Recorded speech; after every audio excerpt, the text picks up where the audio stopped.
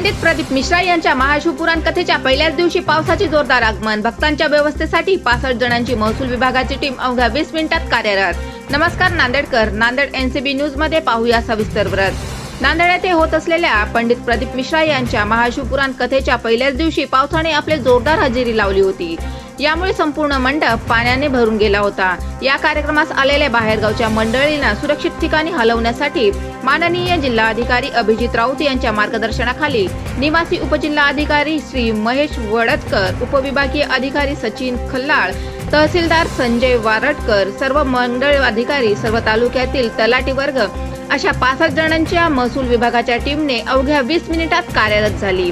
महाशिवपुराण कथेचा आनंद घेण्यासाठी आलेल्या सर्व भाविक भक्तांना खासगी बसेसद्वारे नागार्जुन स्कूल, ओमसाई गार्डन येथे सुरक्षित स्थळी हलवण्यात आले.